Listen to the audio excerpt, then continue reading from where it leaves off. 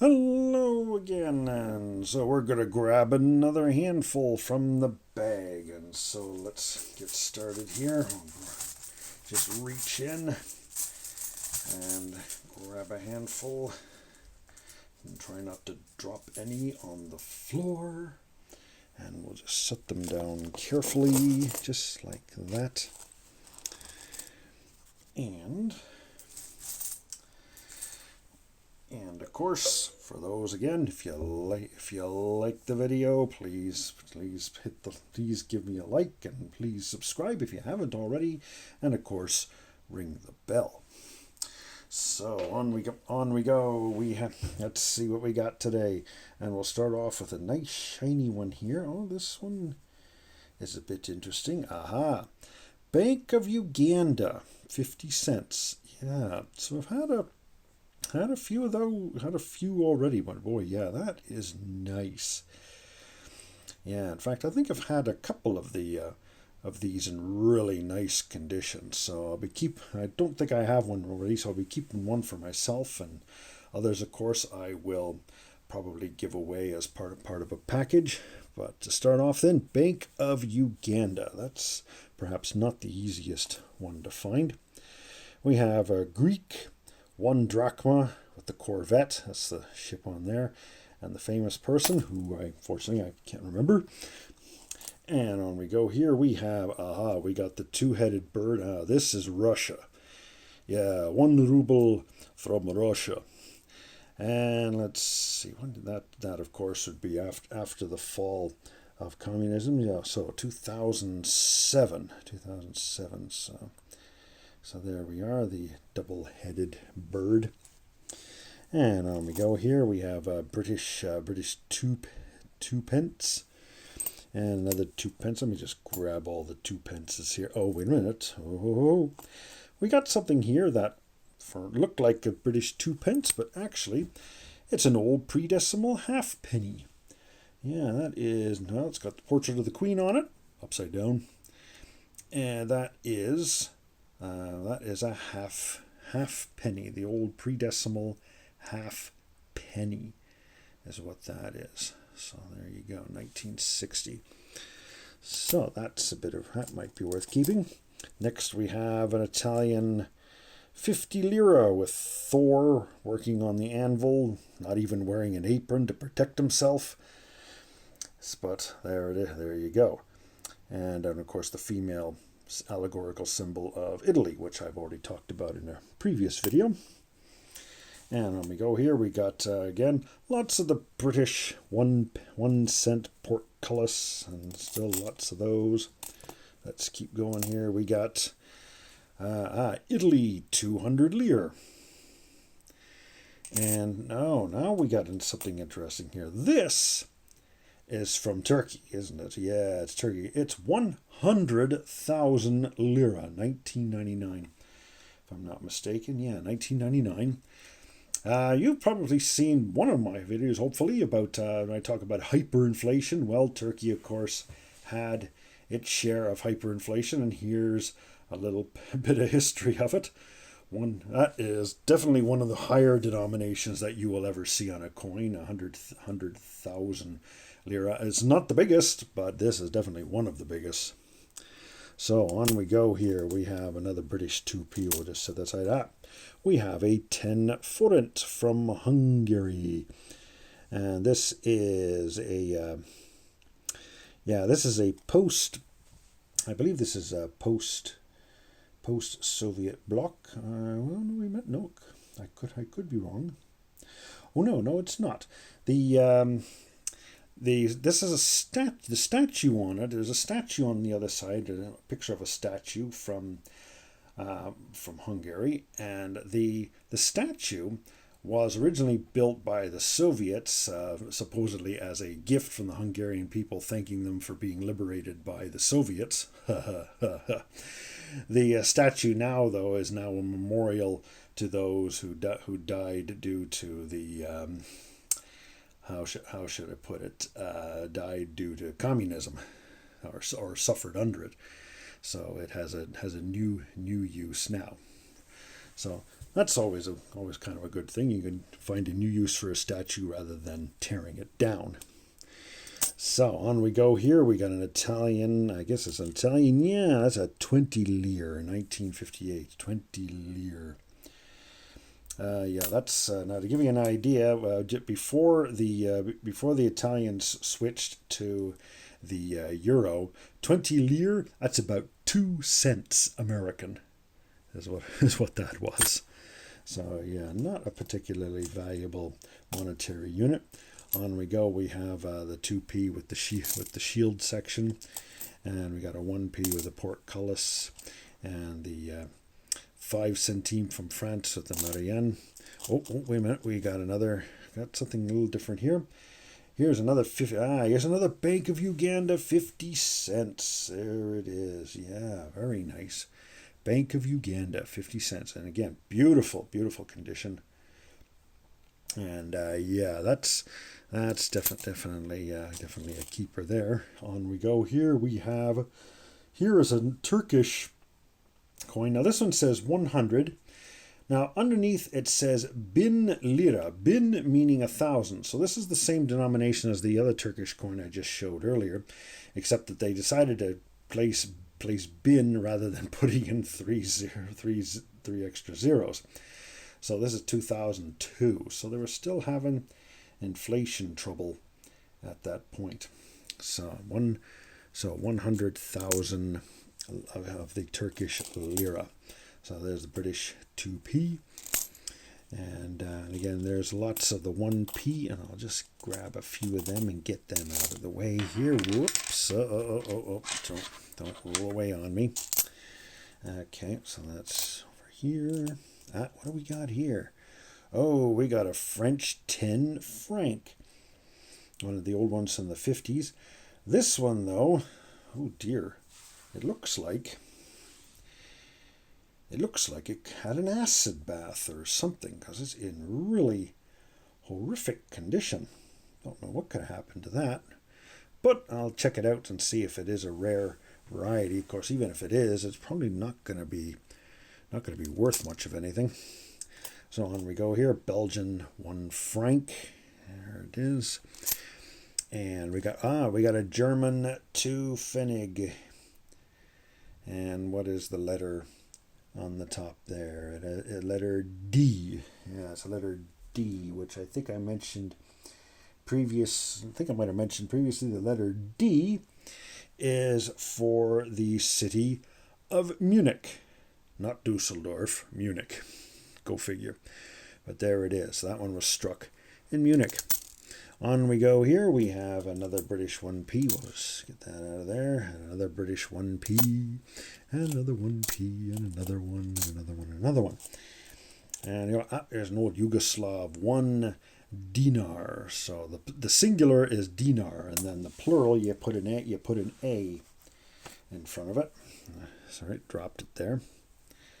So there it is, 1 dinar, 1965.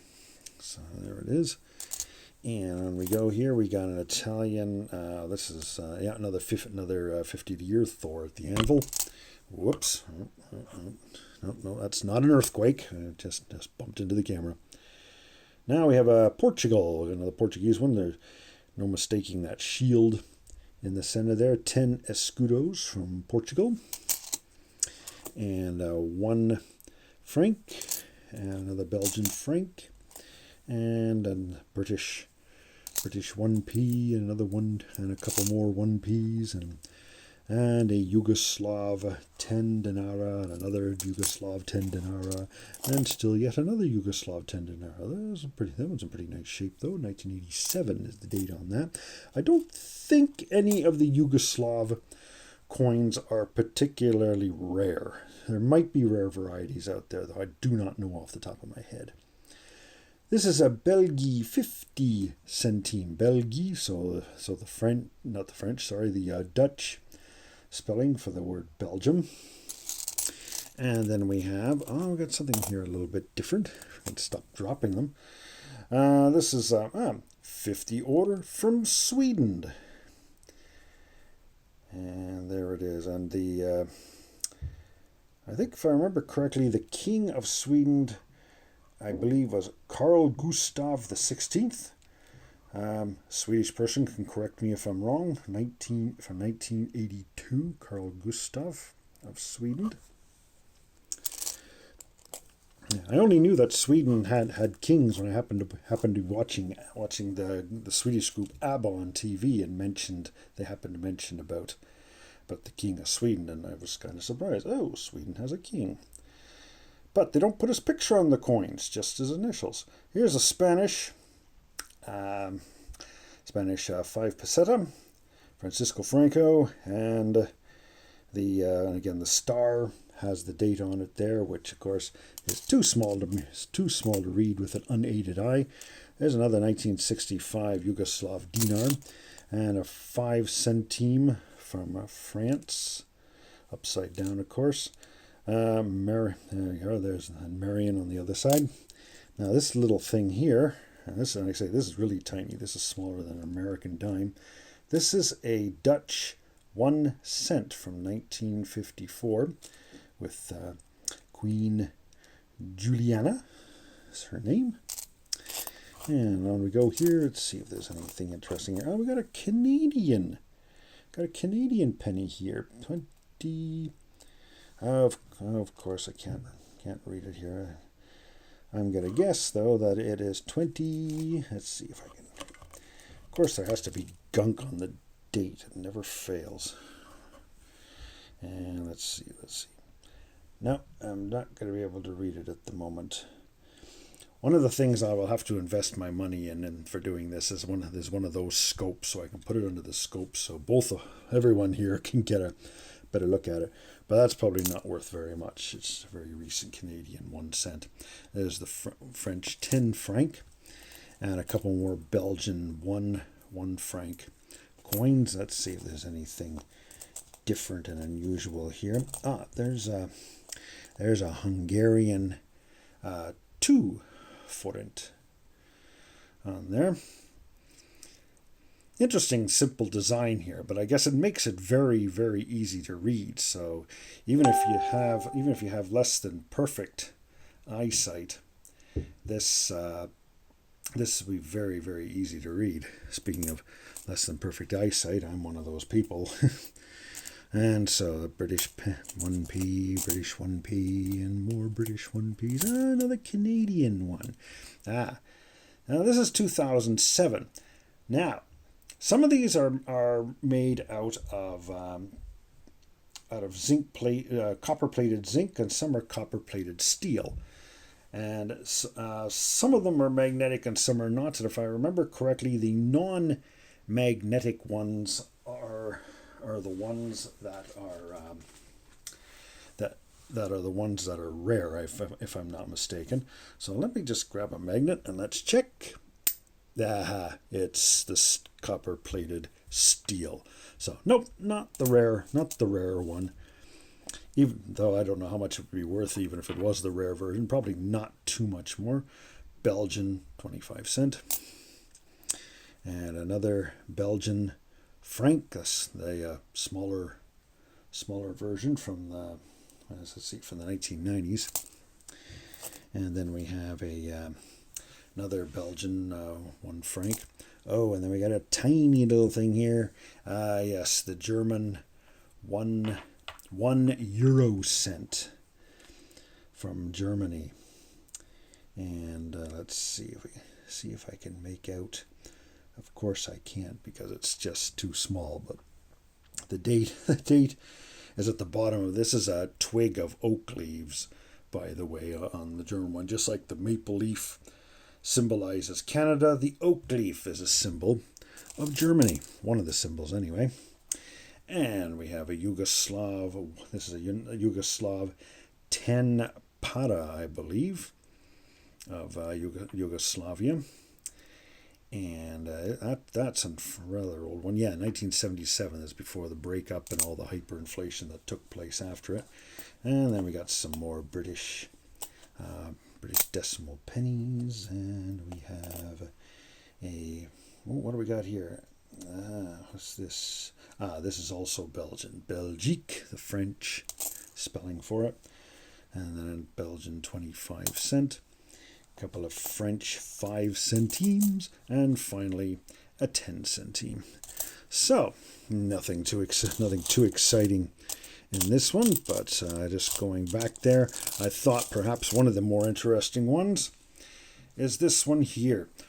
Like, again, you don't see that many zeros on the denomination of a coin. Normally, you wouldn't see that, but you know, when hyperinflation occurs, this is what can happen. So they did eventually reform their currency and took several zeros off to return to reasonable economic sanity. But there it is. So that's kind of an interesting piece there. 100,000 lira. As to what it was worth in terms of American money or Canadian money at the time that it was struck, your guess is as good as mine. Somebody who knows Turkey economic history a bit better than me will hopefully chime in and let me know what this coin would have been worth face value wise. I believe it is demonetized now, so it's worthless now. Anyway, there we go. So thank you very much again for everybody, and if you like it, please don't forget to hit the like, and of course, please subscribe if you haven't already. Still over 80% of the people who have watched my videos haven't subscribed, so if you would like to see more of these videos, of course, and it'll be a lot easier if you subscribe, so you can ring the bell so that you'll get a notice whenever our next one comes up. And because I don't have a routine schedule as of yet for a lot of my videos, I put them up when I put them up. So thank you very much for everybody for watching, and stay safe.